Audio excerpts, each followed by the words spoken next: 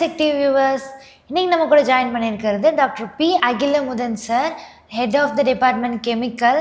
இன்னைக்கு அவர் நம்ம கூட ஜாயின் பண்ணி நம்மக்கிட்ட ஒரு சில விஷயம் ஷேர் பண்ண போகிறாரு. வாங்க பார்க்கலாம். வணக்கம் சார். வணக்கம் sir. First of all thank you for joining as.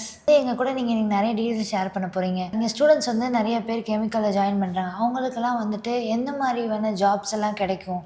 இப்போது கெமிக்கல் இன்ஜினியரிங் அப்படின்னு ஜென்ரலாக சொன்னோம்னா, காலையில் எந்திரிச்சோன்னா ப்ரஷ் பண்ணுறதுக்கு நம்மளுக்கு டூத் பேஸ்ட் வேணும், குளிக்கிறதுக்கு சோப்பு, ஷாம்பு அந்த மாதிரி வேணும். ஸோ இதெல்லாம் காஸ்மெட்டிக் இண்டஸ்ட்ரீஸில் வந்துடும். நமக்கு வந்து சமைக்கிறதுக்கு எல்பிஜி கேஸ் வேணும். அது இல்லாமல் நம்ம பைக்கில் போகிறோம் அல்லது வந்து காரில் போகிறோம், பப்ளிக் டிரான்ஸ்போர்ட் யூஸ் பண்ணுறோம் அப்படின்னா அதுக்கு பெட்ரோல் டீசல் வேணும். ஸோ அது வந்து பெட்ரோலியம் இண்டஸ்ட்ரீஸ். அதுக்கப்புறம் பார்த்தோன்னா நம்ம வந்து பேப்பர் வேணும் அப்படின்னா அது வந்து பேப்பர் இண்டஸ்ட்ரி. காஃபி, எல்லா விதமான உணவுப் பொருள்களையும் நம்ம வந்து சர்க்கரை ஆட் பண்ணுறோம். ஸோ அதெல்லாம் வந்து சுகர் இண்டஸ்ட்ரீஸில் வந்துடும். அது மட்டும் இல்லாமல் நமக்கு வீடு கட்டணும் அப்படின்னா நம்மளுக்கு சிமெண்ட்டு தேவை. அது வந்து சிமெண்ட் இண்டஸ்ட்ரி. அப்புறம் வீட்டுக்கு கலர் கலராக பெயிண்ட் அடிக்கணுன்னா பெயிண்ட் இண்டஸ்ட்ரி.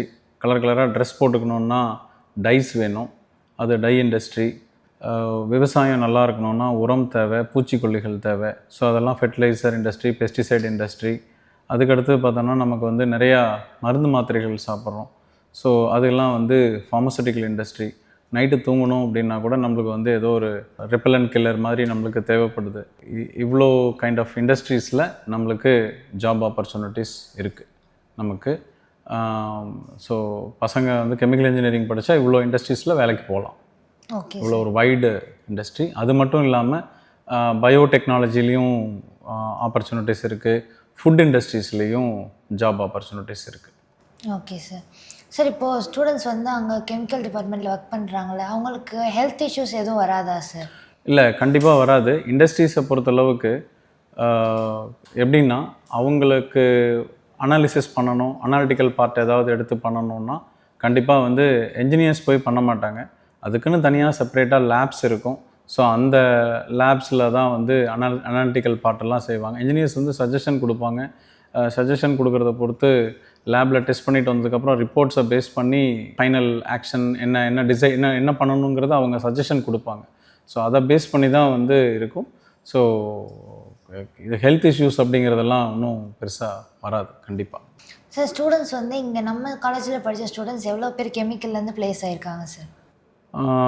கெமிக்கல்லேருந்து அரௌண்ட் 90% வந்து எவ்ரி இயர் வந்து ப்ளேஸ் ஆகிடுறாங்க. ஸோ இங்கே படித்த பசங்க எங்கெங்கெல்லாம் வேலை பார்க்குறாங்க அப்படின்னா, தமிழ்நாட்டுக்குள்ளே அப்படின்னு பார்த்தோம்னா ஸ்பிக் இண்டஸ்ட்ரீஸில் வேலை பார்க்குறாங்க. தூத்துக்குடியில் ஃபெர்டிலைசர் இண்டஸ்ட்ரி, பக்கத்துலேயே வந்து தூத்துக்குடி ஆல்கலி கெமிக்கல்ஸ் இருக்குது. சென்னையில் வந்து தமிழ்நாடு பெட்ரோ ப்ராடக்ட்ஸ் இருக்குது.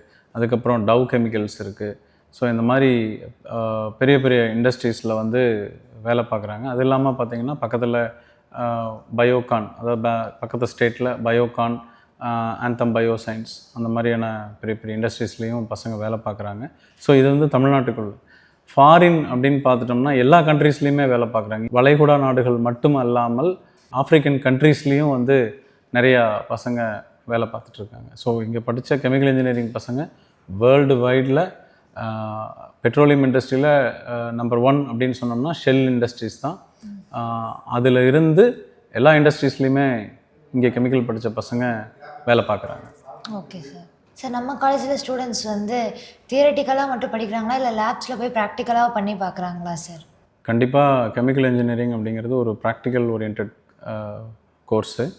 ஸோ இதில் வந்து பார்த்திங்கன்னா நம்ம காலேஜில் fluid mechanics, heat transfer, mass transfer, reaction engineering, process control, அப்புறம் வந்து குவாலிட்டேட்டிவ் குவான்டிடேட்டிவ் அனாலிசிஸ், இதுக்கெல்லாம் ஒவ்வொன்றுக்கும் தனித்தனியாக லெபார்ட்ரி இருக்குது. ஸோ அது மட்டும் இல்லாமல் நம்ம பசங்க வந்து வெளியில் இன்டர்ன்ஷிப் போயிட்டு ரியலாக இண்டஸ்ட்ரியில் இன்றைக்கி என்ன நடந்துகிட்ருக்கு அப்படிங்கிறத கற்றுக்குறாங்க. இண்டஸ்ட்ரியில் இருக்கிற எக்யூப்மெண்ட்ஸை வந்து ஒர்க் பண்ணி பார்த்துக்கிறாங்க. அதுக்கு தனியாக ஸ்டைஃபண்ட் வாங்குகிறாங்க. ஸ்டூடெண்ட்ஸுடைய ப்ராஜெக்ட்ஸ், அதாவது இண்டஸ்ட்ரி ஓரியன்ட் ப்ராஜெக்ட் தான் நம்ம கொடுக்குறோம். ஸோ ஸ்டூடெண்ட்ஸ் வெளியில் போயிட்டு இண்டஸ்ட்ரியில் போய் ப்ராஜெக்ட் பண்ணிவிட்டு அதனுடைய ரிப்போர்ட்ஸையும் நம்மளுக்கு இங்கே சப்மிட் பண்ணுவாங்க. அது மட்டும் இல்லாமல் அவங்க பண்ணின ப்ராஜெக்டை நம்ம ஜேர்னலாக கன்வெர்ட் பண்ணி ஸ்டூடெண்ட்டு யூஜி படிக்கும்போதே அவங்களுக்கு வந்து எப்படி ஒரு ஜேர்னல் எழுதணும், எப்படி பப்ளிஷ் பண்ணணும் அப்படிங்கிற ஒரு அவேர்னஸையும் நாலேஜையும் நம்ம கொடுக்குறோம். Thank you sir. தேங்க்யூ. இன்னைக்கு சார் வந்து நம்ம கூட கெமிக்கல் டிபார்ட்மெண்ட் பற்றி நிறைய விஷயம் ஷேர் பண்ணியிருக்காரு. நம்மளும் நிறைய தெரிஞ்சுக்கிட்டோம். இது மாதிரி இன்னும் நிறைய இன்ட்ரெஸ்டிங்கான விஷயம் தெரிஞ்சுக்க நம்ம இசெக் டிவியை சப்ஸ்கிரைப் பண்ணிடுங்க. தேங்க்யூ.